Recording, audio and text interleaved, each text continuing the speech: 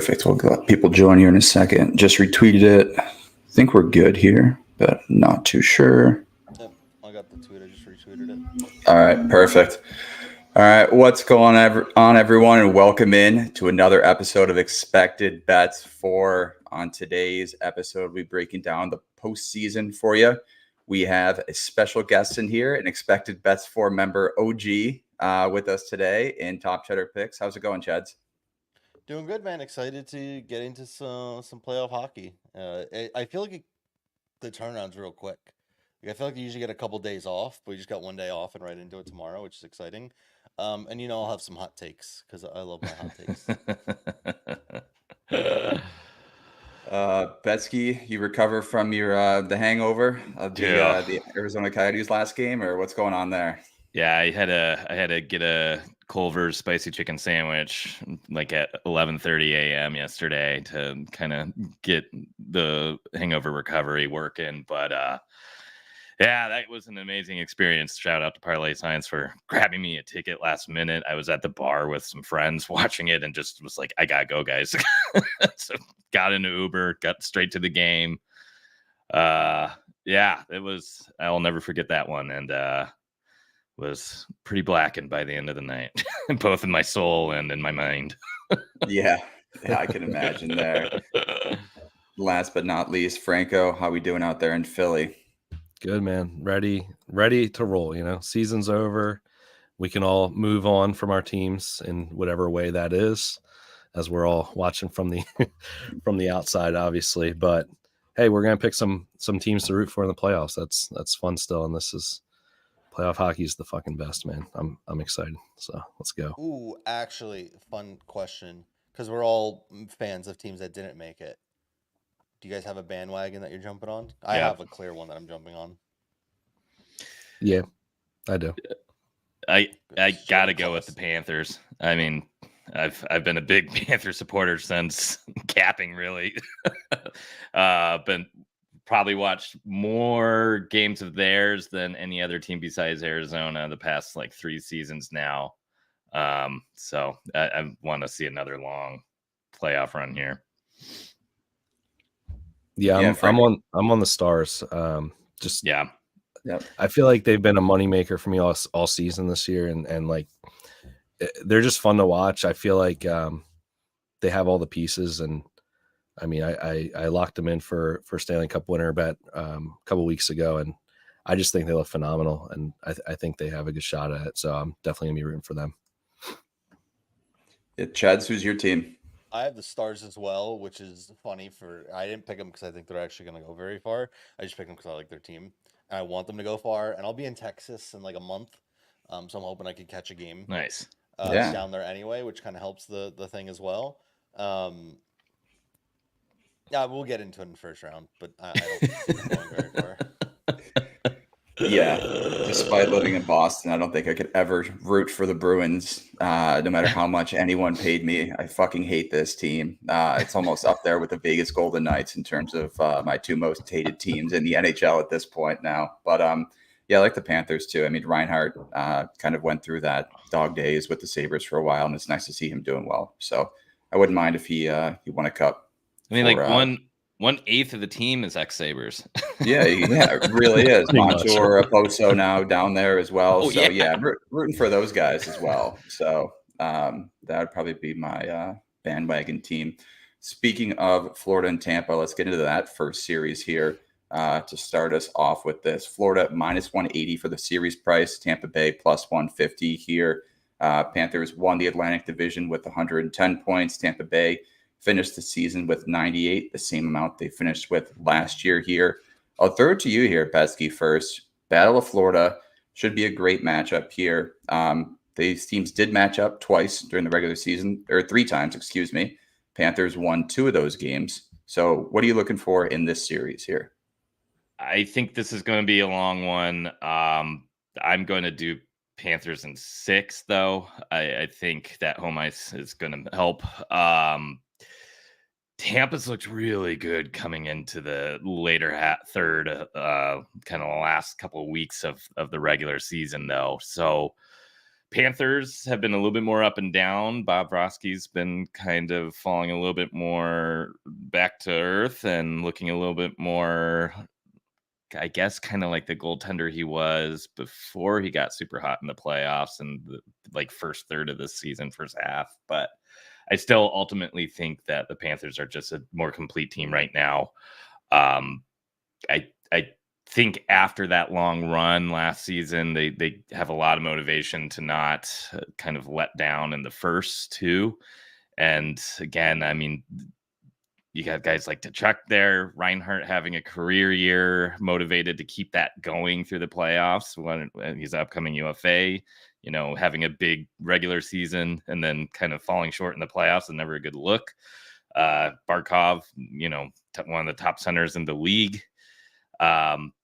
And to me, Tampa is really kind of just those two top scoring lines, which is, you know, more than I can say about certain teams in the West. But yeah, give me Panthers here. I Panthers in 6. Yeah, you mentioned the home ice advantage here, which is going to be huge. So the Bolts struggled on the road here, going 20-18-3, while at home they were 25-11-5. So that should be something to monitor as well. Cheds, how about you? Who do you like in this series? Give me the Tampa Bay Lightning. Yeah, Really? There it is. Tampa Bay Lightning. For betting, I'll take their +1.5 because I could see the Panthers winning in Game 7. At the end of the day, like Tampa Bay is not good 5-on-5. We get it, but no team takes penalties like the Florida Panthers. Yeah. And if they're gonna take 5 a game like they were at the end of the year, Kucherov, Stamkos, but they're gonna score in 2 or 3 of them. I think Vasilevsky, I still think he's a better goalie than Bobrovsky, even though this year I think Bobrovsky's been better. And there's something like Florida just hasn't looked good down the stretch. Like come right around the deadline time, they looked great. I don't think Tarasenko's really fit in with that team at all. Kind of similar to what happened with him in the Rangers last. Like he didn't really look great fit wise for where they are.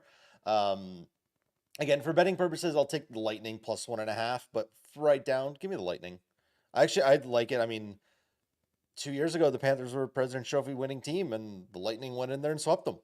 Kucherov had like 12 points or something in 4 games. Like he just crushed them. I think it was a sweep, right? 2 years ago? It was either a sweep or 5 games. I know Tampa Bay wiped the floor with them, though.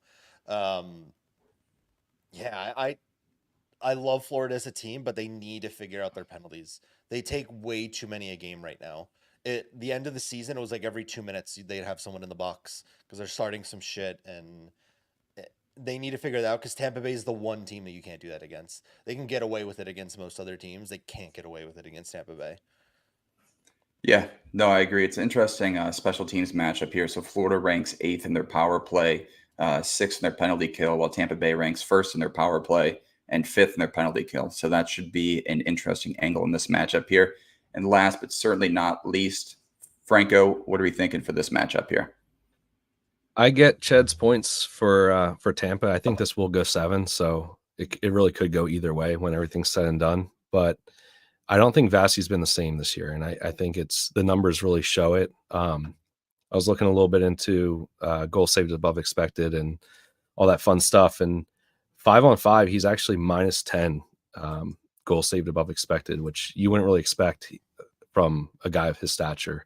It goes up a little bit when you factor in all situations, power play, and everything. But I mean, at least number wise, Florida's got a big edge there. I know the power play thing is a big issue, and if they do take a ton of penalties, it's going to hurt them. But that could be the difference in the series, the goaltending. And if Florida can stay smart, Ekblad's coming back. I saw, so that'll be a big boost for them. And they've been having a lot of stuff with guys coming in and out of the lineup. Barkov has missed a bunch of games, so has Forsling, and obviously the team started weird with their defenseman being out. So I don't know. I like Florida's depth too, is a big thing. I think they have a lot better depth scoring. So home ice, better depth. They're going to get those matchup advantages with the home ice too. They'll be able to put their best defensive line out against Kucherov. I think I like Florida in 7, so I'm going to go with that. Yeah, DraftKings this year is a little bit interesting too in terms of the series total games. So before you could kind of get the 6-7 range around +230, +240, and you still make a profit on it. This year they've shrunk down that margin. So for Florida, 7 games is plus 205, and for 6 games it's plus 205. So you really can't kind of get those two options like we did in years past here. But I lean with you here, Franco and Betsky. I like Florida in this matchup. I mean, I just think their overall scoring depth's better than Tampa Bay here. So that's where I'm leaning in this one. Any other thoughts on this series? This is the one I cannot wait for, though. Yeah. I think it's the best one for shots. Yeah, Too. yeah, I think yeah. historically, like Point, Kucherov, and Stamkos like love playing Florida. They really like play their best. And then anyone on Florida is gonna rip puck and shoot. We had multiple games where Florida had like 50 plus shots on goal against Tampa Bay. So Jeez. Yeah, no, it should be a good one here. All right, next series up, we got Boston at Toronto, another great first round matchup in the East here. I'll start with you here, Franco, in this one. Any thoughts on it? I think right off the bat, you're getting a ton of value on Boston, right? I think the series price is minus 125. Game one price was minus 120. I bet yesterday, I believe it was. Again, I think we have to consider the Leafs' history here. And I know they got over the hump last year, and maybe that means that we can start factoring them in as a normal playoff team, and we don't have to cap them as a team that constantly blows in the playoffs. But at the end of the day, Sheldon Keefe is still there. I don't believe in him as a guy that's going to get this team over the hump when it's all said and done. I think that's a major factor here. I really think they should have moved on from him last year, and they didn't. And the talent's there, the depth is there. If you look at these lines on at least the forward groups, you probably would take Toronto's all day, every day, right? But blue line goes to Boston, goaltending goes to Boston, although Toronto has kind of cleaned it up over the last few weeks as far as goaltending. I still think there's a pretty significant edge there. So I like Boston. I'd probably take them in 5, I guess, because I think they close it out at home. So I would go Boston in 5. And I saw a ton of value when you're looking at this series in general too. I mean, you're going to get value on guys like Zaka and Marchand point props and stuff like that. I know playoffs, usually you see dips in lines from their typical season long numbers. Guys that are like minus 150, minus 160, you're going to get around minus 130. So that's another thing to consider here when playoffs start. If you like a guy, grab them now because you're going to get good value on them. Yeah, these teams kind of want to play this series two different opposite ways here. Boston's going to try to keep this low scoring as possible to limit Toronto's offense, while Toronto wants to kind of run that high-powered offense and try to get some pucks past Allmark or Swayman here. I'm guessing Allmark's going to get the nod for game one based on how he's entered the postseason here, but I'll start with you, Betsky. Any thoughts? Hey, this one I've been struggling with it because I think I want to see Toronto go and get past Boston, and man, rematch against Florida in round 2. Oh, but I think there's too many issues, especially in those last couple games we saw of Toronto, specifically those last 2, and that kind of stumbling into the first round like that is just always a scary thing. I honestly think this is going to be more of a coin toss. I can see it one team running away with it too. I mean, if we have goalie controversy in Boston again, how's that play out? Even though I'm hoping they learned their lesson or at least manage it a little bit better. But I think I got Boston in a heartbreaking Game 7 win for the Leafs fans. Boston, it was another team that, I mean, the ebbs and flows of the season. There was a point where they were starting to get a little bit sloppy. They were letting in a lot of shots, taking a lot of penalties. And if that team comes out, then I think Toronto can roll here. But these last couple of weeks, they've really tightened it up again. They're not playing as loose. That blue line is huge, and I think it's going to kind of give Toronto a lot of problems. And in weird ways, they kind of feel like a team like Vegas going into the playoffs like last season. Maybe a little unexpected. You can point at some of the depth there, but the whole unit is more solid than those like individual pieces down the middle, especially. Yeah, I mean, whoever wins this matchup will get Florida or Tampa Bay, and both Boston and Toronto, I believe, were eliminated by the Panthers last year. So you're Yeah, going to that's get a true. rematch That's true. either way if Florida ends up winning that series here. Cheds, what are your thoughts on this one? Give me the Maple Leafs. Uh, I've watched this Boston team play far too many times, and I just don't trust their depth at all. Like, I know he's had a really good career, but I don't trust Dan Heinen to be your number one left winger. I don't trust Pavel Zacha and Charlie Coyle to be the number 1 and 2 centers going down and like leading you really very far at all. I think that's a huge problem. I don't think those guys are legit top 6 centers. I'm impressed with the Leafs team where they're at this year. I think this is the deepest team they've ever had. I think just something about it works. I don't know if it's not names, but something with like Max Domi and like he just has this chemistry with Tyler Bertuzzi and Austin Matthews is a line that worked really well.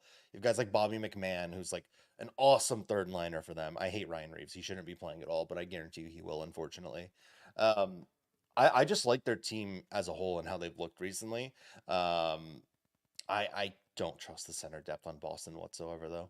I really don't. The only thing that's keeping me like a little scared is because that Boston historically just dominates them. Like I just look, they've won like 9 straight games against Toronto.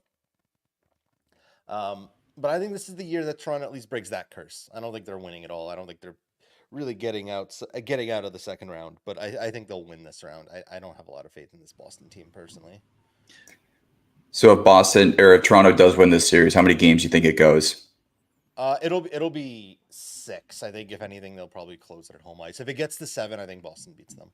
If they let it get to 7, I can't see them winning. So No, it'll have to be 6. I think that's fair. And you mentioned too how Boston has the upper hand. These teams did play 4 times this season, and Boston won each of those matchups too. So Just whatever happens, do not let the Leafs get a 3-1 lead in Game 7 if it gets that way. don't let Boston get a 3-1 lead either. Last year they blew that too. True. What's the Hey. status of Morgan Riley? Did anyone see this? William Nylander not on the ice today? I mean, I'm assuming he's fine. But Oh boy. I mean, I'm assuming he's fine and just taking a rest day, but it literally like 20 seconds ago, William Nylander not practicing. And Yeah. Is Morgan Riley, was he just out the past couple games for rest, or is Yeah, he? it was just rest. I don't think he was Okay, actually cool. hurt. They were just sitting him. Cool. I was just looking at those pairings. It's like, oh man, Labushkin on the top with Brody. No, I think both McCabe and Riley were just sitting. Okay, cool.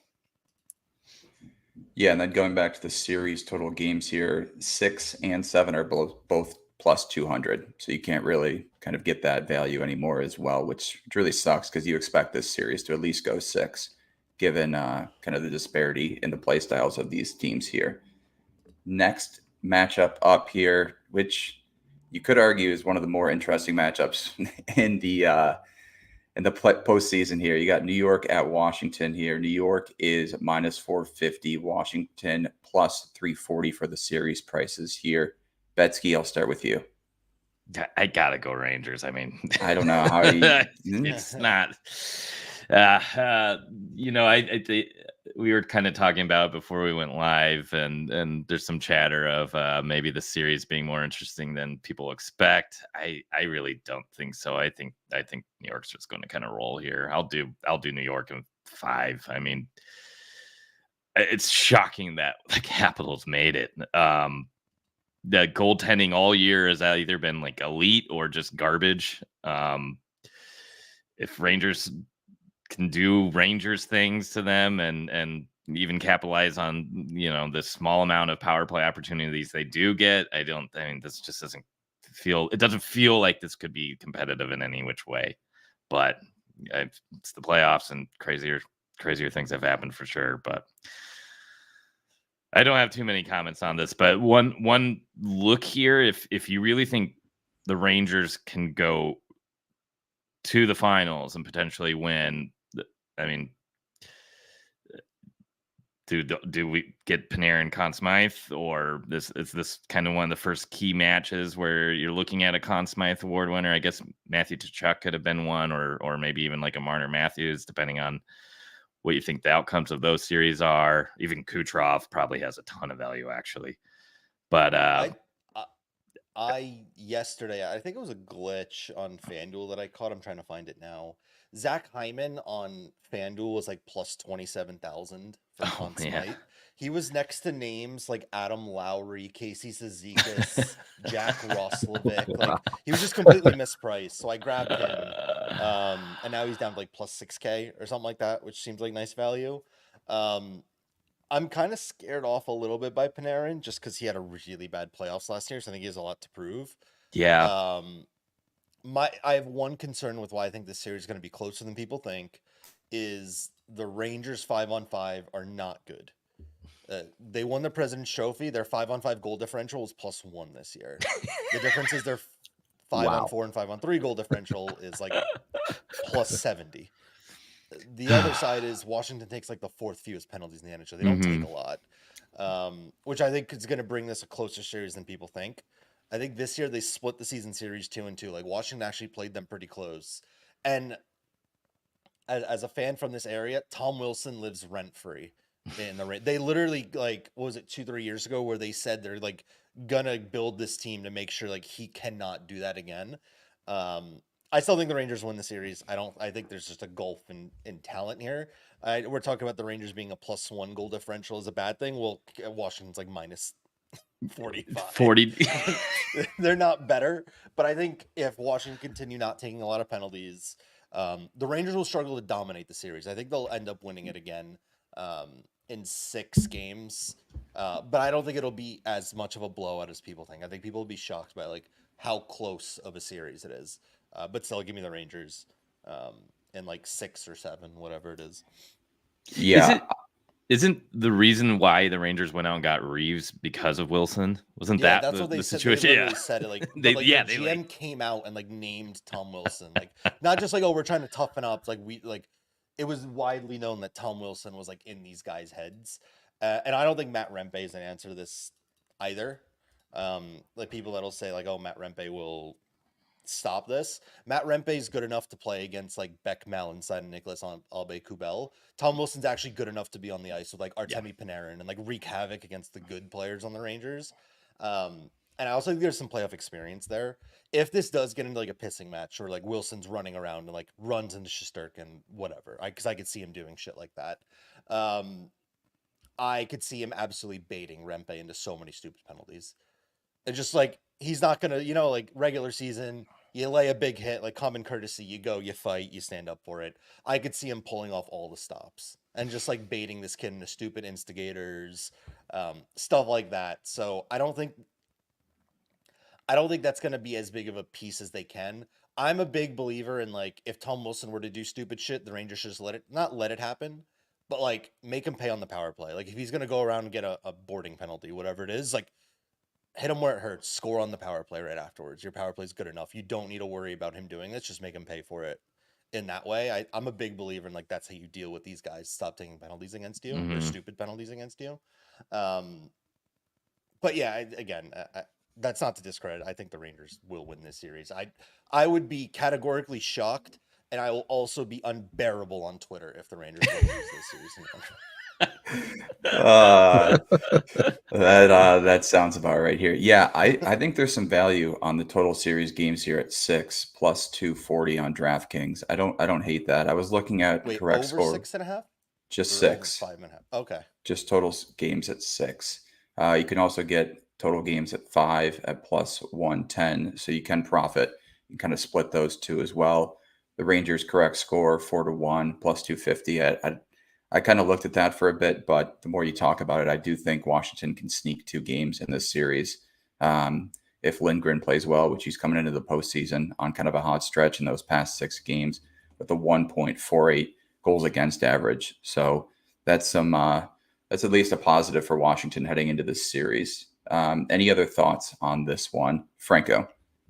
Yeah, I mean, I'm looking at the Caps plus 2.5 games is minus 145 on DK. That's not terrible value, I think, if you do think it goes 6, but you might as well do the 6 game bet because I don't think it goes 7. I don't think the Caps win that many games, but yeah, I agree kind of here with Chad's where I think Washington's going to be pesky, and like you said, I mean, Lindgren's actually kind of picked it up. If you look at the goal saved above expected and stuff like that, he's actually doesn't look as bad as I thought he would have, just going off of what I know about the Capitals this season. And, you know, there's been a lot of talk about how they finished with a minus 37 goal differential, which is just insane. And again, I mean, if they can stay out of the box, I think they can keep this close. This series between them went under every game. They went 4-0 to the under. So I think we're going to see some tight games where you're going to see 2-1, 3-2 type games. And that's where Washington wants to be. If they can keep games close, they can be that type of team to get one late or pull out a win in a game or two in the series. And I think that's what people aren't really thinking about when they think about this series. They just see the Rangers and what they've done this season, and they think it's going to be 5-2 type games where they just blow them out. And I don't think that's what these games are going to be. So I like that. I think Rangers in 6 though. Yeah, that's where I'm at as well. All right, next series up here. Speaking of Ched's favorite teams, the New York Islanders versus the Carolina Hurricanes. In this one, the Hurricanes finished in second place at the Metro with 111 points. The Islanders finished with 94 points, good enough for third place in the Metro division. These teams have matched up twice this season, with the series split at 2. I'll start with you here, Cheds, in this one. Any thoughts on Carolina Islanders? Canes in 3. Canes in 3, I like it. Yeah, We got to get DraftKings to put that prop up.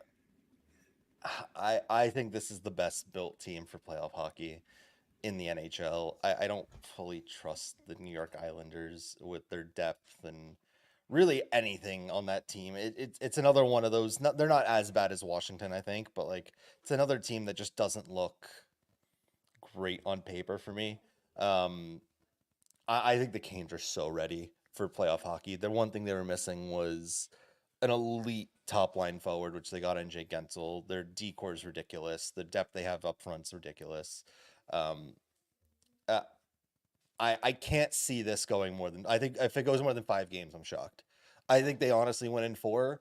But if it goes to more than 5, I'll be very impressed by the Islanders. I think even if it does get to that game 5, Carolina just ends it there at home.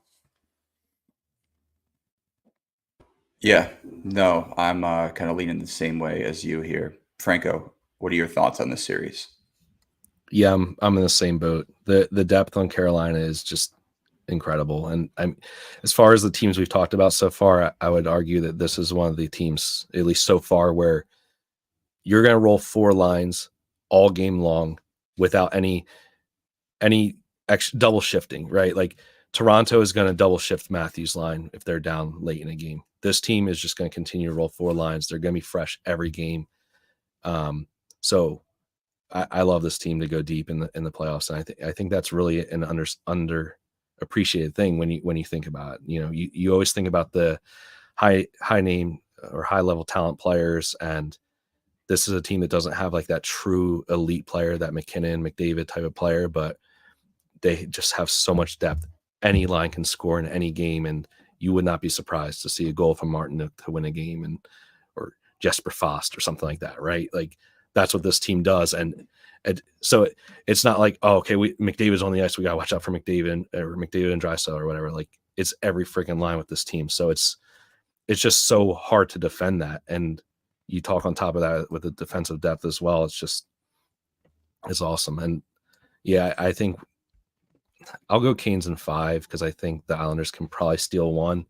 But just the fact you have the Islanders coming in with not necessarily goaltending controversy, but you know, Sorokin had been the guy for the last few years, and they've already named Varlamov for game 1. I know he's been playing great this month, and it just you're already coming in with if he lets in 3 or 4 goals early, like who's starting game 2 and all those questions already just to like lead it off. You don't have that number 1 goaltender where it's unquestioned who's going to be starting game 1 and game 2 and game 3. So I think that's an issue as well. And I would almost say the Islanders are like less prepared for this series than the Caps are for that Rangers series. In a way, I know it doesn't seem like that makes sense, and I think the Islanders probably have a little bit more talent than the Caps overall on paper. But just when you look at the matchups between these two teams, I just think there's a massive gulf in talent here, and I think the Canes can exploit that pretty easily. So that's where I'm going. Real funny glitch. I love the Hurricanes' third line on daily faceoff right now. Jordan Stahl is centering Andrei Svechnikov, and apparently Spencer Martin is leaving the net and playing left wing on the third line for the You're gonna get some playoffs. value on those props then. Yeah, I don't know. Spencer Does Martin, Spencer yeah, Martin anytime have a career scorer. point? Is this going to be his first career point coming up very soon? That's funny. Yeah, I mean, even the Islanders too. Noah Dobson's questionable for game one. He was second on that team in points here. He missed the last few games of the season. So if he's out, that's really kind of another huge blow, especially for New York's power play, which has been pretty consistent this year as well.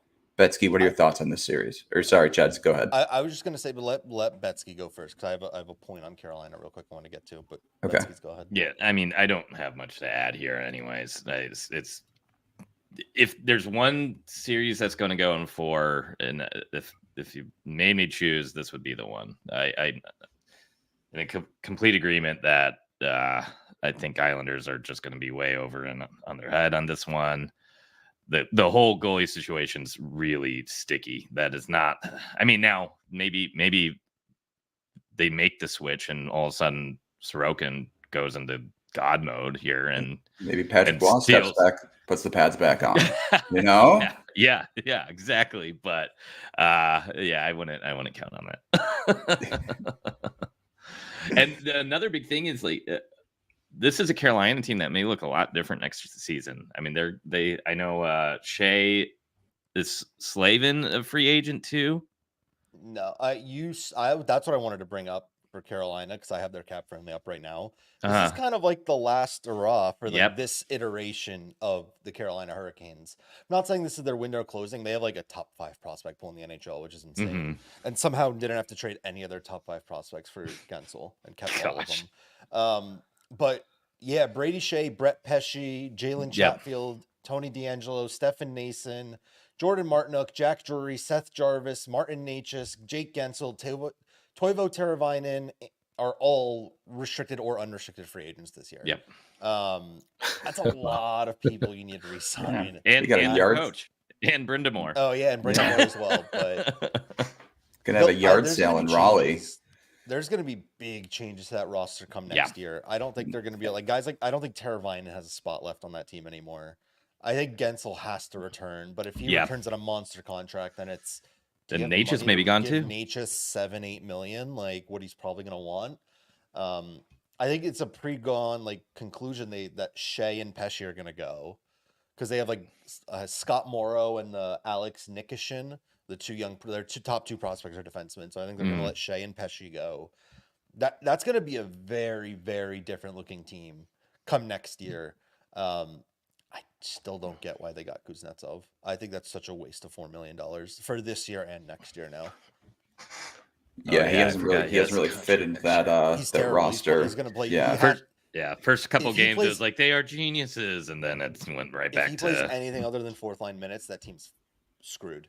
Yeah, he's terrible. He shouldn't be in the NHL. Like, maybe not. He should be an NHLer, but he's not on a team that's competing to win. There's nothing about him that excites me. Yeah, this series spread is interesting because Carolina at -1.5 games is -155, but you can also there's another market. Carolina to win the first game and the series at -135, which I don't really hate. If you parlay their game 1 money line, which is around -240, and their series price -340. The odds come out to -117, so it's not really great. The market's got a little bit of a hold higher than normal, but I don't hate the -135 on that because I do think Carolina just comes out and wins this series as well. Their -2.5 games is +145, which is also another interesting take on this. If you do think this series is going to kind of be completely lopsided, any other thoughts on this one here? One thing when I was researching, I saw that the road teams are 2-0 in this series for the season. I don't know how much weight that really holds, but I thought that was interesting that both Islanders wins were in Carolina, and in both those games the Hurricanes had like 40 plus shots. So that might be another market to target. I know for shot props. Shooting gallery. Yeah. A guy that's been kind of non-existent all year. I'm heavy backing Brett Burns to be a shooter again come playoff time. I don't I think like he was that. kind of weird all season long. I feel like come playoff time, like he's gonna just be ripping 52 shots like shot attempts a game. If they get on net, I don't know if that's gonna happen, but he'll be ripping shots. Yeah, I was trying to pull up the alternate market here on DraftKings. They offer some interesting props as well. I don't What's have this Wolves one on that I was looking DraftKings at? yet, unfortunately. Ilya Sorokin to record 45 saves in any game plus 120. It's Plus 120. I mean, I guess they're it's hoping that's like an crazy. overtime play, but Yeah, plus Yeah. 120 is ridiculous. He's not even starting for them. no, it's crazy. And then Varlamov as well. He's at plus 120 as well. So some interesting markets out there for sure. All right, let's switch to the Western Conference here. We'll start with Winnipeg and Colorado. The Jets finished the regular season with 110 points. Colorado finished with 107. Colorado got bounced in the first round of the playoffs last season by the Seattle Kraken in 7 games, which was an upset as well after they were coming off their Stanley Cup victory the season before. Winnipeg was also bounced in the first round last year at the hands of the Vegas Golden Knights. Cheds, what are your thoughts on Winnipeg, Colorado? Winnipeg plus 115 in this series. Yeah, give me Colorado. I couldn't care less. Give me Colorado in 5. Wow. Wow. That's interesting here. I've said this for a while now. They've looked better of late, but this Winnipeg Jets team just doesn't excite me at all. The only I think the only advantage they have over the Avalanche is in net. That's it. And I've said this before, and I'll say it again. I don't think elite goaltending really matters in the playoffs. I have been a firm believer of it. Like, you just need to get hot goaltending. A goalie gets hot, that's typically the team that's going to end up winning it all. Aiden Hill was a career AHLer before last year. Darcy Kemper for the Colorado Avalanche has never had a year like he had that one year ever again. Last season, Swayman, Olmark, Sorokin, Shesterkin, Hellebuck, Vasilevsky all lost in the first round. I don't think goaltending is enough to change the goal, like the overall like skill of a team. And quite honestly, I can't see this Winnipeg Jets team stopping Nathan McKinnon in over a 6-7 game series. So I don't think they have a single guy that can do that. Yeah, these teams did meet 3 times this season. Winnipeg won each game and outscored them 17-4 in those games, which is That's great. Yeah. Congratulations to them. Do they start a game up or something from that, or Yeah, no love honestly, for the game they just played. Well, it was the Colorado Avalanche home game where they beat them, like, it was like 7-0, 7-0, whatever yeah. it was. I honestly afterwards thought like that was the worst thing they could have possibly done. I am Nathan in agreement now. is now like I don't think he's left the gym since that game, and he just has them circled like every night before he goes to bed, and he like shoots them with a gun or some shit. I don't know what I genuinely think that was the worst thing he could have done, like piss them off. Genuinely. That game is the game that took me over the top. Is like, I think Colorado will take them. Yeah. Betsky, you're nodding your head. Are you in agreement with Cheds? I actually took Winnipeg after that game for the series. I was just flabbergasted, or after that, or yeah, for the series after that game. I thought I saw the writing on the wall. Or wait, I take that back. I took it Winnipeg after Colorado also lost to Vegas. Colorado spanking a Edmonton team without all their top stars. It's not too surprising or anything, but I agree that 7-0 win in Colorado. I think you poked the bear, and that's not a good thing for a team that just had an extremely disappointing first round last year. So I actually have money on the Jets, but now that the dust has settled a little bit, I think Colorado's taking it too. I do have one point just because I never got to it. I don't think elite goaltending is necessary to win the playoffs. However, you can also not get terrible level goaltending. Yeah. And Alexander Georgiev ended the season basically as bad as a goalie can. I genuinely think Colorado should start Justus Annunen. Like, I think he's been the better goalie down the stretch. I don't think they will. I think Georgiev's their guy, and they're going to have to figure that one out. But he just needs to play good. Like, he literally don't give up more than 3 goals or 4 goals a game. If he could stay under 4 goals a game, I think Colorado will be fine. Annunen has better Goal saved above expected too by a significant margin. Now he's only had started 14 games, and I'm sure the expectations weren't as high. But yeah, I'm in agreement there too. I think you just take the kid that's been showing up a little bit more lately. My biggest concern here is how bad that goals against per game is right now. And in the last 10 games, Colorado's dead last in it. And Winnipeg sure is heating up at the right time. But I don't know. McKinnon getting 2 first round exits in a row seems just hard to believe. And this year's team at least won't be just a single line team like we saw last year against Seattle, where it was the Rantanen McKinnon line or nothing. Just no production otherwise, no high danger chances otherwise. The middle stat being able to split Nishushkin, and hopefully he stays in the entire series this year. I mean, that just looks a lot different than when you took him out of the lineup and what they had to roll out against Seattle. I love Colorado's depth. I didn't mention it, but like that third and fourth line is just incredible compared to what they had last year as well. Yeah, I do love their depth. I mean, Stanley Cup final appearance Parise on the third. That's true. Franco, what are your thoughts on this series? I'm actually going opposite way here. I'm going Winnipeg. I kind of disagree with you, Cheds. I don't love Colorado's depth. I think they're a 2-line team, really. Middlestat hasn't really fit in, I would say, so far. Maybe that changes. I do like their top 2 lines, but their bottom 2, I mean, like Trennan, Kiviranta, Parise, Colton. There's some nice pieces there, but I would say Winnipeg has better depth. They have better depth down the center. I would argue, and I like their forward depth a little better. Now, obviously, goal scoring wise, you have the best player on the ice in McKinnon. So and McCarr is just incredible as well. So that's where the line can be drawn, and you could argue for Colorado. But when you look at the numbers here and what Winnipeg has done, I know especially this season, they've been able to shut them down, and I think that Lowry line is a very good shutdown line, and that's what they're there for, and they've done it this season. It's kind of proof. Now, obviously, playoffs is a different beast, and like you said, McKinnon's probably pissed, so he's going to have his moments in those games. It's whether Hellebuck's going to be able to stand on his head when McKinnon does get through, and I think he can. It's, like you said, is Hellebuck coming into the playoffs hot enough? And I think he's been pretty damn good recently, and the Jets scoring has picked up as well over the last couple of weeks, which there was that lull in the middle of the season where this team just looked like crap and they weren't scoring. And I was not high on them at all at that point, but it's picking up. They're starting to get depth scoring. And I just think Georgiev is just not good. He's not coming into the playoffs hot.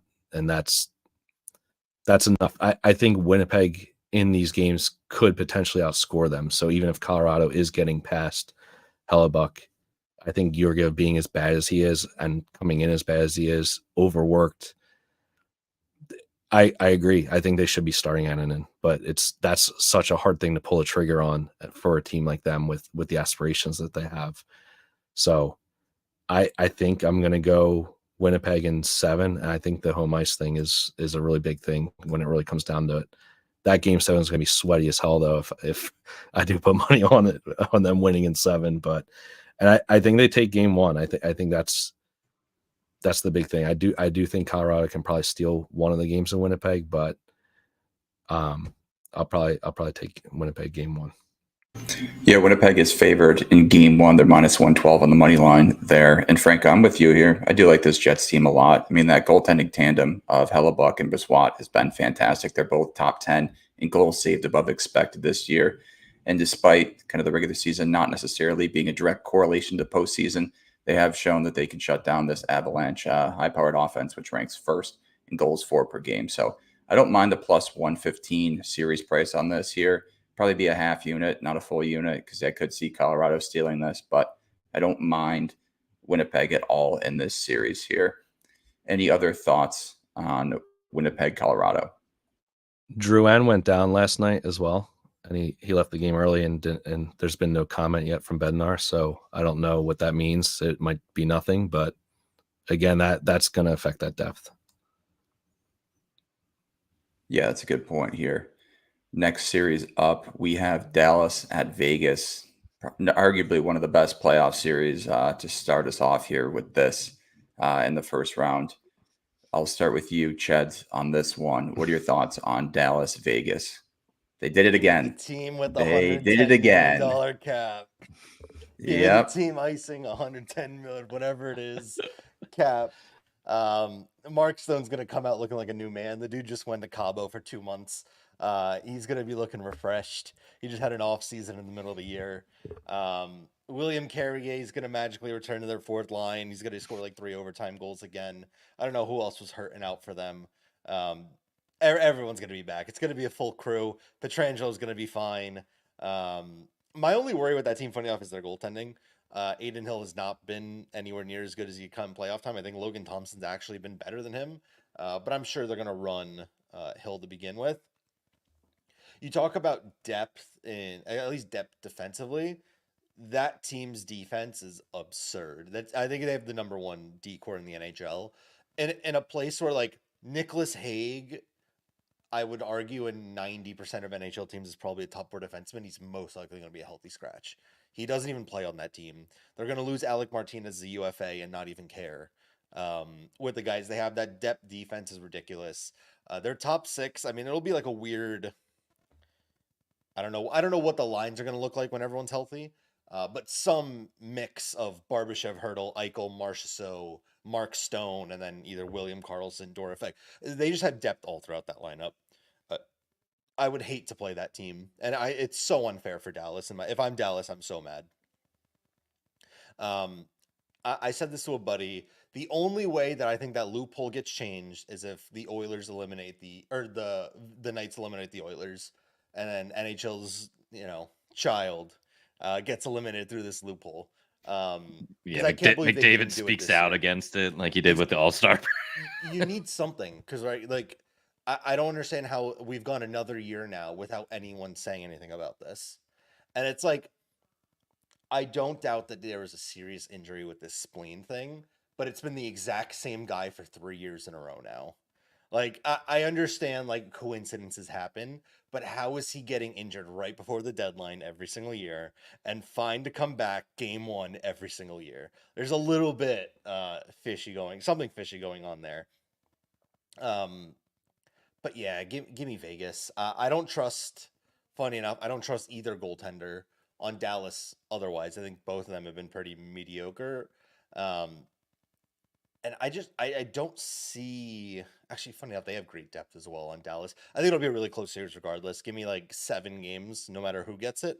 But I just think this Vegas Golden Knights team is going to be really damn good.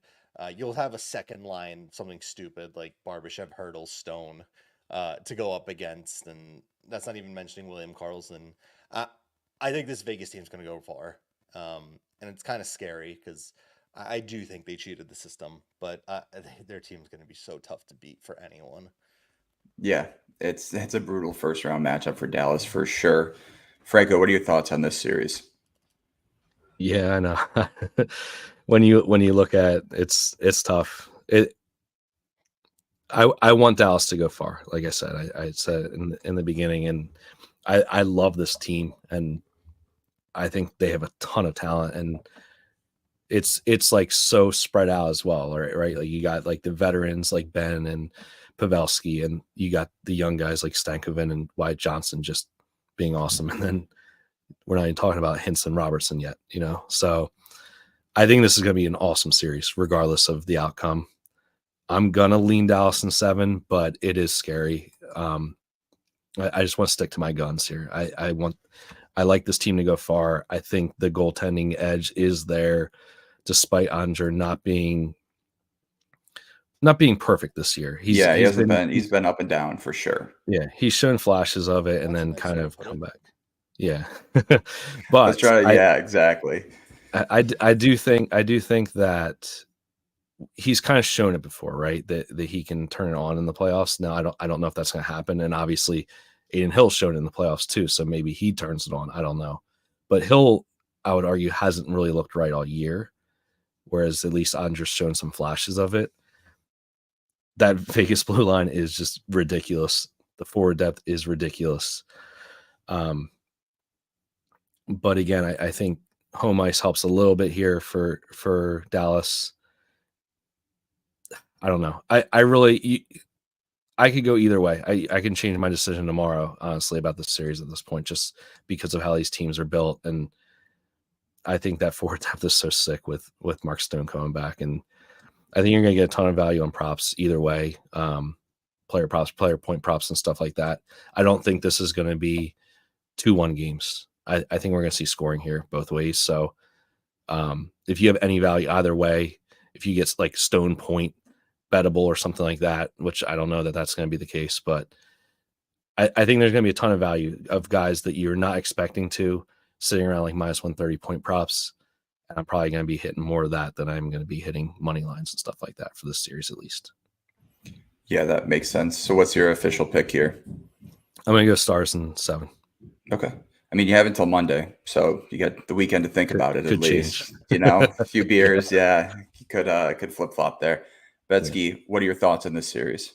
I do think this is the biggest coin toss one too. I think ultimately though, yeah, Vegas and 7 here for me. I think goaltending is what I'm most concerned about for the Vegas end, but this is a franchise that has just like gotten rid of players and goaltenders at will. They don't have seemingly like any allegiance to some coaches.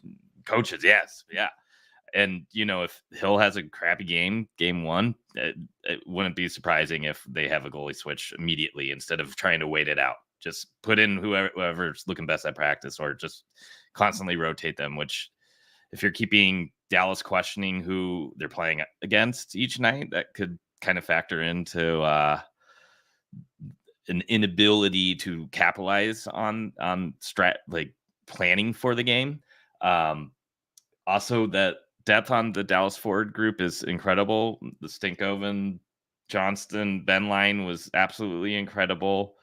Those are still 2 really young guys, though. And when push comes to shove, we've seen vets come in and playoff kind of warrior style players overtakes youth a lot of times. And, you know, that line may get mismatched quite a bit. And Duchesne in the playoffs, that's not something that I'm as comfortable with as in a regular season performance wise. So as much as on paper, I think Dallas's forward depth is one of the best. I'm a little bit more concerned of what that looks like in the playoffs this year. To me, it kind of feels like a young Carolina team, like several years ago, where they're kind of going through this. They probably have more stars than Carolina, but don't have the same like superstars that are like a McKinnon and Eichel, McDavid. And last season, Eichel, I still thought was probably the most important player in the entire playoff series. I think he's the main reason they got through Edmonton.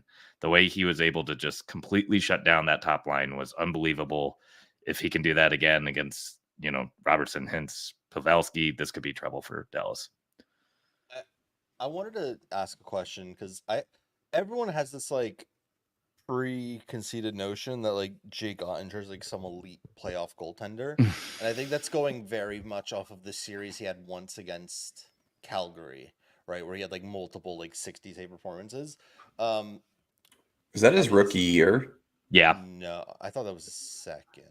He was it was the year Matthew Tkachuk and Johnny Gaudreau were on that team, and like Calgary was like flying.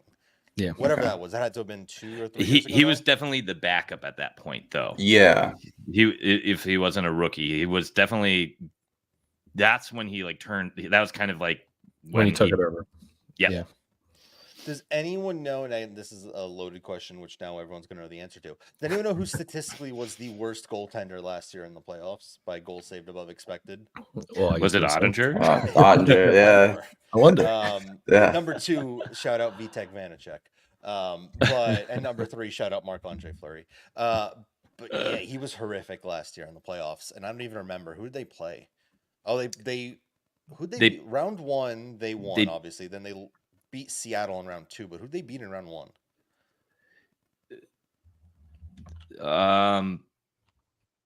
It was Edmonton, LA, Colorado, Seattle, Vegas, Winnipeg.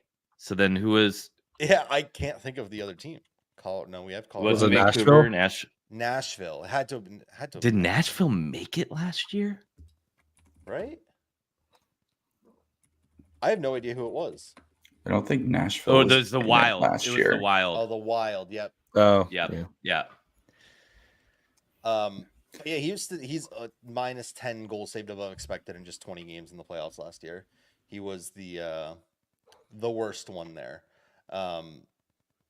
Yeah, I don't know how much I trust Ottinger. I really don't. He's gonna have to be the guy because Wedgwood is not any better. But I also don't want to go off this thing where everyone's like he's this incredible playoff performer. I think he had I think he's only had 2 playoffs ever, and he had one incredible and one really bad one. So I don't think he has this consistent playoff performance types. Yeah, the good news is Ottinger is kind of entering on a hot streak here. Yes. He's allowed 1-1, 2 goals against in his past 4 games. So I guess that's kind of the Dallas's glimmer of hope in this series here. These teams did match up 3 times during the regular season. Vegas won all 3 of those matchups. At plus 120, you have to think there's some value on Vegas in this series. So it's hard not to kind of lean that way. But I do like the series total at 7 games. Plus 200 in this. I think this goes 7 easy. I can't wait for this series. Probably gonna be my favorite one to watch. West Coast, to stay up late, have a few beers, watch this series. So I'm pumped. I just one quick, completely different note. I just saw this. You see that David Pastrnak opened up at plus 150 for 4.5 shots tomorrow. It's now dropped to like plus 130, but like. Look, I think the books are very confused because he hasn't shot the last 10 games. Yeah. But I would take him at plus 150 any day of the week. Toronto giving the 5th most power play opportunities to opponents right now too. Even better. I'm taking it right now. I think data goes out the window for some of these superstars come playoff time. Like, they're gonna rip, and like, I'm really upset at FanDuel for going back to the 60 minutes because I don't know if we didn't touch on it, but now not only is it the solo lines, now that they don't have base lines that are playoff included. Like last year, if you just played like his regular 2.5 on FanDuel, it was fine. Like they would allow you to play that in OT. Now it's everything is 60 minutes only. They added goalie props where. Funny enough, though, that's the one thing. Goalie props do not say 60 minutes as of right now. Interesting. You want to lock something in. So, like, Varlamov says nothing about 60 minutes at this time. You mentioned props for that Boston-Toronto game. Brad Marchand point at minus 135. Yeah, that's what I was saying earlier. It's crazy, man. I don't hate that at all. That's probably going to be my first look for tomorrow's games. Any other thoughts on this series here? I mean, this should be an incredible one. Nope, sorry, I didn't want to derail. I just saw the pasta thing. I was pretty confused. All right, next series up, we have Vancouver at Nashville. Nashville is plus 130, Vancouver minus 150 for the series price here. Vancouver finished in first place in the Pacific Division. Nashville finished with 99 points, getting into that wild card here, just edging out Vegas. I'll start with you here, Franco, in this one. What do you like? I think I'm going to be a little crazy here and go Nashville. Ooh. I'm sure I'm going to be in the minority maybe here. Oh, I guess not. Ched's is celebrating everywhere. All right.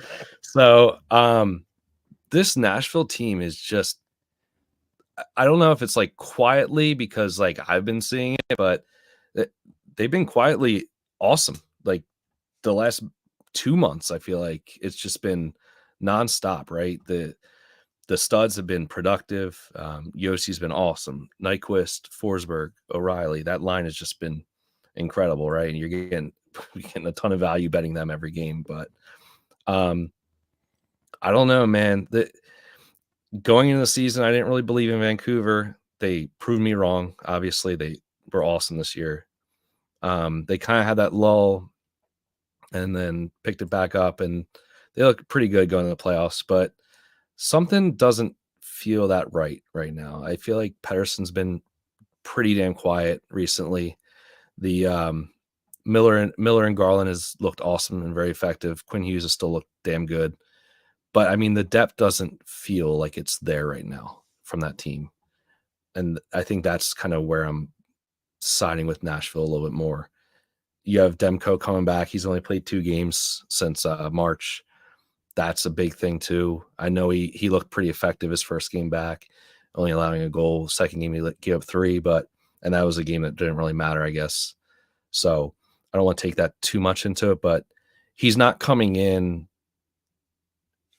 like a great position here, right? He was great this year, obviously, but missing a whole month and only having 2 games under your belt and now having to come into a playoff series where everything is on the line. I just don't love that. If I'm a Vancouver fan, it's kind of scary, right? So Saros played a ton of games, so he's like the opposite of the spectrum, right? I think he played the most games of all goaltenders in the league, and his goals against average and goals allowed and that type of stuff look not as good as they probably should. I think he's a pretty damn good goalie when it really comes down to it. And Vancouver played yesterday, and Nashville hasn't played since what was it, like Monday or something, Tuesday? So they're going to come in a little fresher as well. So I don't know. I'm gonna lead Nashville in 6 here. I think they get it done on home ice. And I think there's going to be a ton of value on Nashville props here, point props and stuff like that. I don't know if lines have been released yet for them, but I mean, if I'm going to get Gus Nyquist point at -110 or plus money or whatever the hell it's going to be, I think you're going to. I'm hammering the hell out of that. So that's where I'm going to be. Yeah, they have not released player props for that game. Betsky, what are your thoughts on this one? I'm going Vancouver. I like Vancouver. 6 to me seems about right because I do think Saros is going to really kind of be able to steal some games here. I think to me this playoff series feels the most like Minnesota Dallas last year, and after it took us a while to figure out who Dallas played, but Dallas being a younger team that has some rising stars, against Minnesota, who kind of, the team is what the team is. There's holes in it. It's just kind of how this series feels. And I know Nashville itself is a really tough barn to play in. That team and franchise has had insane playoff atmospheres. I think the fans in Vancouver are going to really be loud too, though. This is a team that surprised that city. This is a team that surprised the league. I think they're going to show a ton of support. And I agree, Vancouver's looked a little shaky lately, but they haven't had the most to play for a while now. I mean, unless you wanted to really make a push for the President's Trophy, you were pretty much solidly in that first Pacific spot for a bit. I think Garland is going to really step up. This is going to be technically his first playoff appearance. I'm not going to count it when it's gotten the play-in round against Nashville, and Garland had the infamous like battle with McKinnon where McKinnon threw his own helmet at him or something. That was awful. But I think that guy has like a lot of fire in his play. He kind of reminds me of like a Martinook. Nashville has a lot of young players on top of it too. So I think Vancouver's just going to be too much here. And ultimately, I think they're a solidly built team. I don't think they're a cup contender, but I think this is a good looking team. And Nashville is the one that kind of snuck into me on the West. So give me Vancouver in 6. Cheds, you were fist pumping when Franco mentioned Nashville, so I think I know which way you're leaning here, but let's hear your reasoning. Give me the Preds in 6. Really? And Okay. I can't explain why I like this Predators team so much, because on paper, it's really bad. Like on paper, it looks terrible, but every time I watch them, like it just works. Like Tommy Novak and Luke Evangelista play like incredible players, and I saw it firsthand. I love Andrew Brunette as coach. I think the Devils losing him was one of the worst things they could have possibly done. But Philip Forsberg's having a career year. Roman Josi he had a really bad first, like 2023, but then 2024 he's been on this unreal tear of late. I love their defense. I think their defense is really like perfectly built for playoffs because guys like Jeremy Lauzon, Ryan McDonough, Luke Shen, they're going to be blocking a ton of shots, ton of hits, very physical. I love UC Saros in net. And again, I'm looking at this roster, like I can't find the spot why I love them so much, but it just works.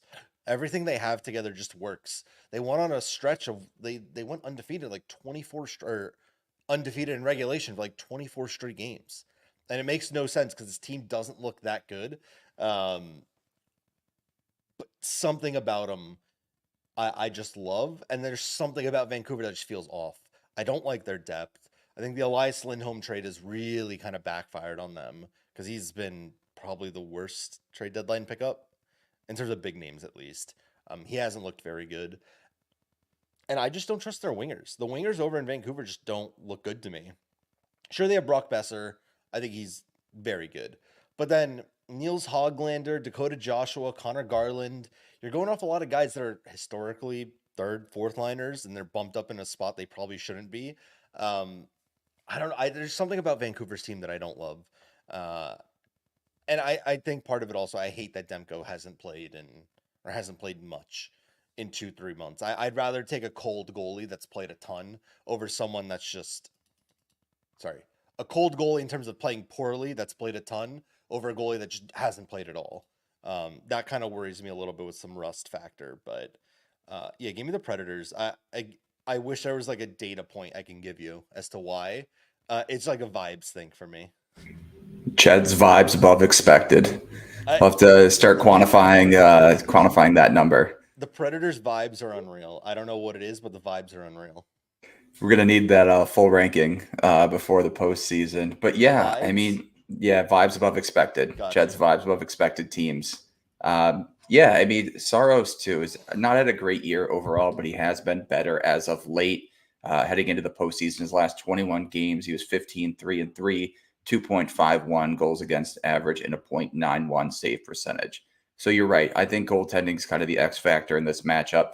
Demko just kind of returning in his past 2 games here. I don't hate Vancouver at all. You look at kind of some of those names as well. I think they're built for this postseason here. It's going to be a tough second round matchup if they do make it and face either Edmonton or LA. So I don't hate Nashville in this one. I think it goes 7 though. I think Vancouver puts up a fight here. I don't hate 7 games at plus 205 on DraftKings. So that's where I'm leaning in this one. All right, here, last series. We have Edmonton, LA. I believe, Edmonton's minus 190 for the series price. LA plus 160. Betsky, let's start with you here. Where are you going, Edmonton or LA? Should be another series that's kind of a little bit under the radar, but I think LA is going to give him a fight. This is the 3rd year in a row they're playing in the first round against each other. Holy cow. I think it's going to be Edmonton in 6, though.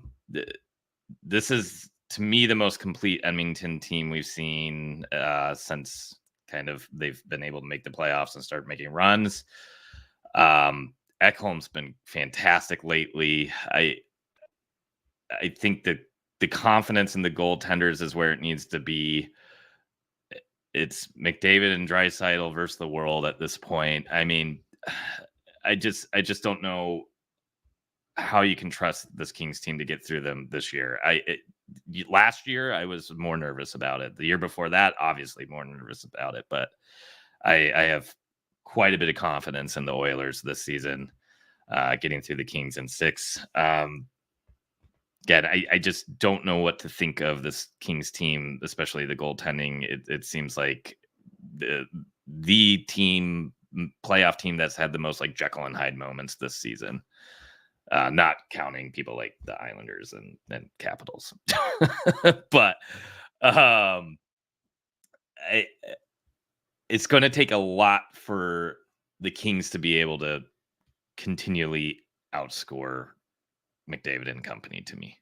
I just don't see it, especially with the Oilers having home home ice here. Everything defensively looks somewhat decent for the Kings, though. So if they are able to control the pace of the game constantly, maybe. But I just can't see it, and don't know how you back the Kings, to be honest. So You don't That's my trust 2 All-Star Cam Talbot? no, no.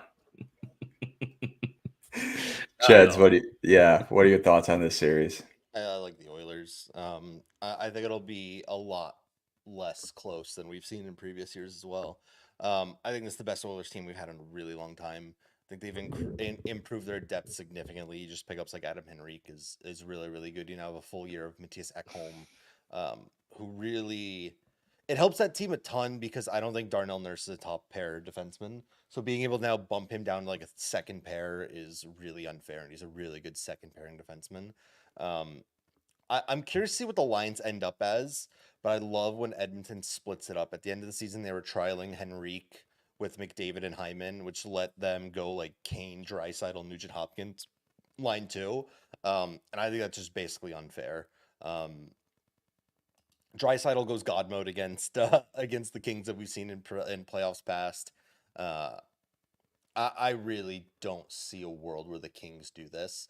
I think the Kings have a good team, but I'd be really shocked if they can shut down McDavid or Draisaitl right now. I think I genuinely think this is the Oilers' year.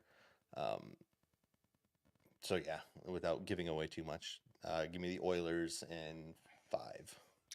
Kopitar shots on goal plus Draisaitl shots on goal every game. Plus Kempe, plus Arvidsson. Literally, Yeah. These Yeah. two teams love shoot. All of them do. Kane loves Edmonton. Arvidsson loves them. Kempe loves the other one. Like everyone on these teams, like, the same game parlays are gonna go crazy. Yeah, Franco, what are your thoughts on this Edmonton LA series? Not too much to add. I think we're all in agreement here that I wanted to back the Kings the last 2 years in this series, right? I liked what they had. I liked their forward depth and all that. And then they just went and got rid of all of that, right? They made the trade for our boy PLD, and the rest is kind of history, right? I can't believe you're not on the Kings solely for PLD at this point here. I mean, like, I wonder genuinely if they could redo or undo that. Do you think they would at this point?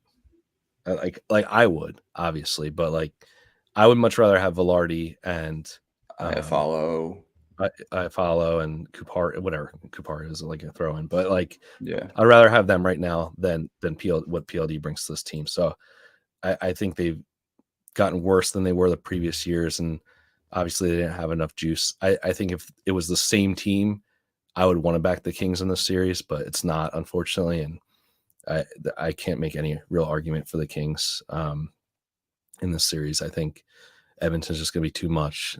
And I think the third line has been pretty good the last couple games for Edmonton as well. Holloway's looked all right. Fogle looks good. I think that they're starting to kind of get a little bit of that depth scoring. It's not where I would want it to be if I'm going to back this team to go all the way. I still don't love their third and fourth lines. I think they're just a little too top heavy, but sometimes I think it's kind of all right to be top heavy with McDavid and Draisaitl. Let's be honest here, right? And they're getting that goaltending. They have better defense than they've had in the past. I think they really had to play some sheltered minutes in the playoffs the last few years, and I think that's not going to be the case here. So give me some Matt Roy block shot props, and that's about it for the Kings side, and we'll move on. Give me Edmonton in 6, I guess. Yeah, DraftKings has the Oilers minus 1.5 games at plus 105, which I think offers some value in this series as well. So I don't hate that. I'm in agreement with all you. Can echo all those points. Really quickly, FanDuel has minus 1.5 at plus 150. I like that. The Oilers plus 150. Wow. Plus 150. Oh, I would. Took. Yeah. Oh, wait. Hold on. I'm looking at games. I'm so sorry. I was looking at the game line. Game one line. Plus 115 is for the series. I'm sorry. Perfect. Plus 150 That's still, game one. That's still good. That's still good. Yeah. No, I don't hate that at all. So I'll lean that. I'll be in agreement with you, Franco. Edmonton in 6. So I'll probably take that 1.5 games plus 115. That's great value. Yeah. So that's, I mean, especially when you look at these future markets for the series prices in kind of the first round and even going to the second and third, FanDuel and DraftKings often have like a 10 cent, 15 cent difference in those lines. So be sure to shop around for that. All right, I guess we'll get to our Eastern Conference, Western Conference finalists here. Cheds, we'll kick off with you. Who are your picks to make it to the Eastern Conference and Western Conference finals? Are we saying who's winning? Do you just go the entire way once we're there? Oh yeah, sure. And say who's Edmonton versus Colorado in the West, with Edmonton coming out. Florida against Carolina in the East, with Carolina coming out. Edmonton defeating Carolina to win the Stanley Cup. I like it. I have a few of those similar teams here. Betsky, what are your picks for the Eastern Conference and Western Conference finals? We're going to get a rematch of Edmonton and Vegas in the conference finals. And then I think we got, God, it pains me to do this. I think it's going to be Boston and Carolina in the East. Edmonton versus Carolina. Edmonton takes it. Franco? I'm going to stay my course here. I'm going Dallas and Edmonton in the Western Conference, and I'm going to say Dallas takes it versus Edmonton. And then we'll go Carolina versus Florida, and I'm going to say that Carolina takes it there. And I mean, it might not get all the hype if it was a Carolina-Dallas Stanley Cup final, but I think that would be an awesome series. And I'm going to take Dallas. Yep, I got Vegas, Edmonton in the West, Florida, Carolina in the East. Florida beats Carolina, Vegas beats Edmonton, and Florida wins it all. A rematch? A rematch. I think Florida closes their redemption arc this season here. All right, so as we normally do at the start of the playoffs here, we have our snake draft where we all pick a team. We pick 4 teams here in terms of who we think is going to win it all here. Betsky is first, I'm second, Franco's third, and Cheds is fourth. It is a snake draft, so Cheds, you will get 4 and 5. But to start us off here, Betsky, you have the first pick, so the floor is yours. I got to take Edmonton.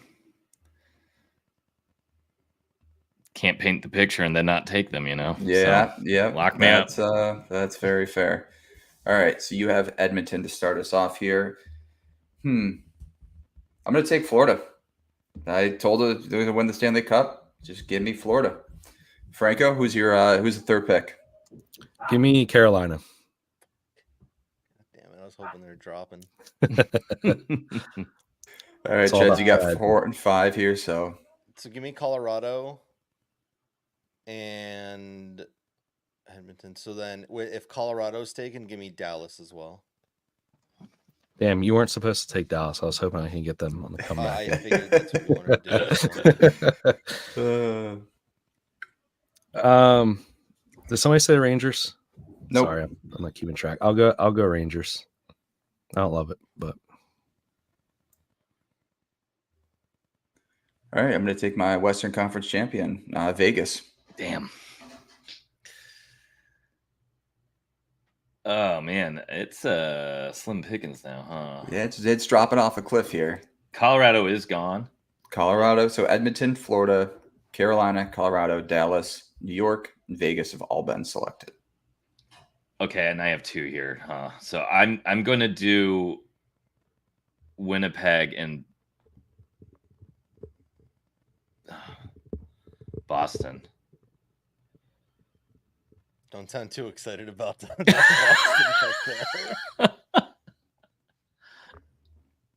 Yeah. Where do I go here?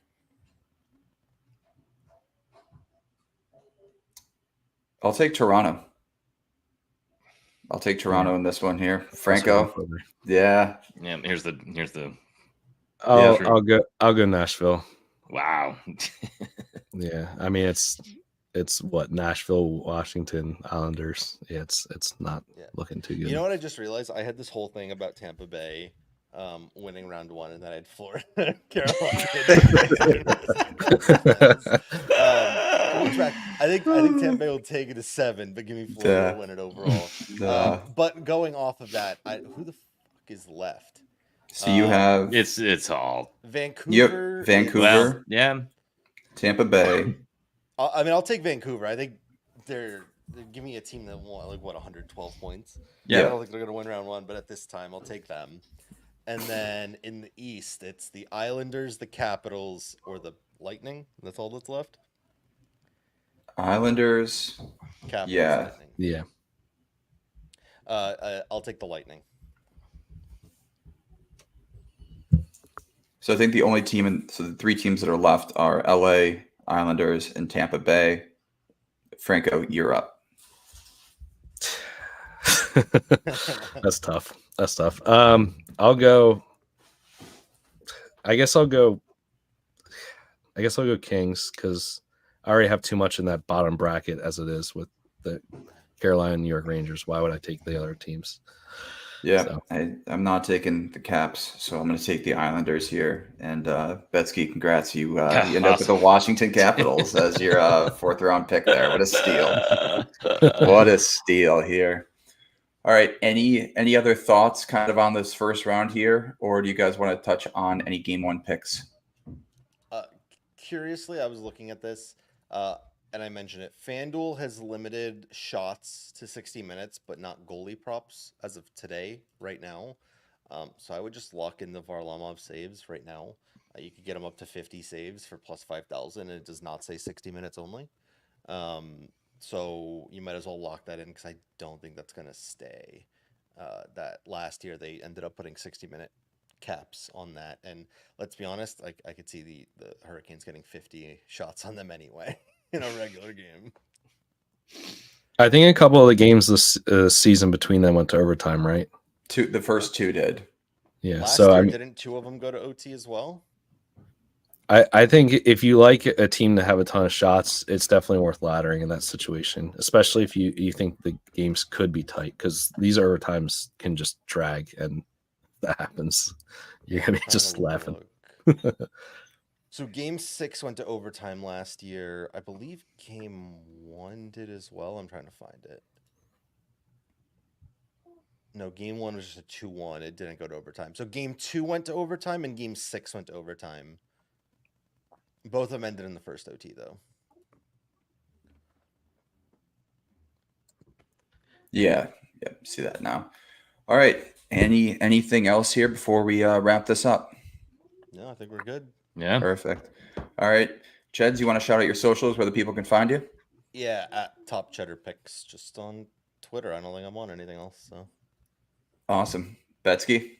Yeah, Gretzky Betsky on Twitter. X, whatever. And X. yeah. God, I just won't. Just can't. Yeah. Franco? And I'm Franco the Banker on Twitter X.